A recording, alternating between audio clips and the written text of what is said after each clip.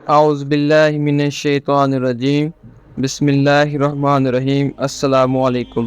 آپ دیکھ رہے ہیں جناب ایک یوٹیوب چینل۔ خلیفہ دوم حضرت عمر فاروق کی کنیت اور لقب فاروق تھا، اور آپ کا شجرہ حضور صلی اللہ علیہ وآلہ وسلم کی 8ویں پشت یعنی کہ حضور صلی اللہ علیہ وآلہ وسلم کے پردادا حضرت کباب سے جا ملتا ہے۔ آپ واقع فیل کے 13 برس بعد مکہ مکرمہ میں پیدا ہوئے، اور اعلان نبوت کے 6 سال آپ نے 27 برس کی عمر میں اسلام قبول کیا۔ آپ سے پہلے 40 مرد اور 11 خواتین اسلام قبول کر چکی تھیں۔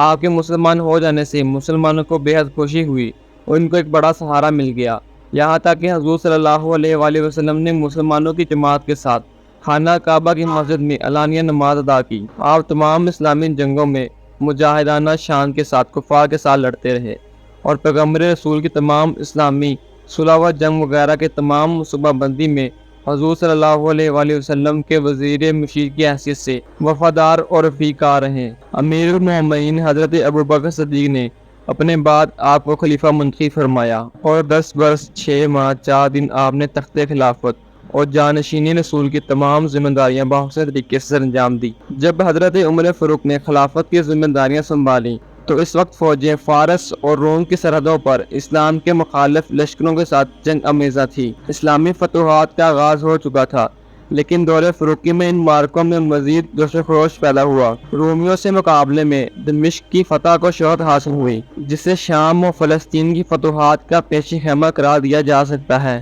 جنگ قادسیہ میں لشکر اسلامی کے 30,000 مجاہدین نے 1,20,000 کے ایرانی لشکر کو شکست فاش دے کر شجاعت فروشی کی نئی تاریخ رقم کر دی۔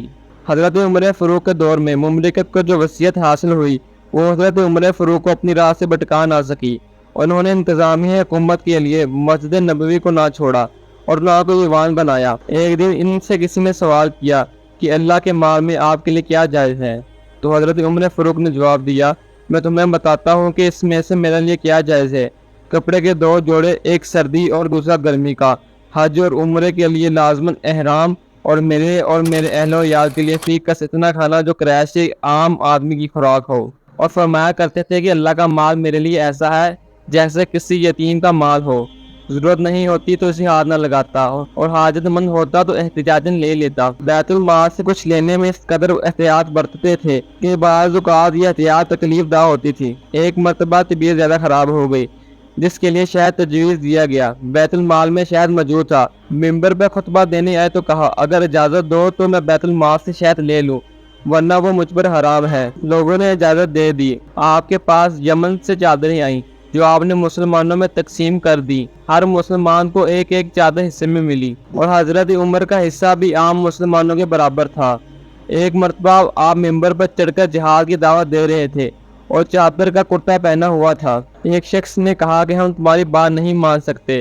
حضرت عمر نے پوچھا کیوں؟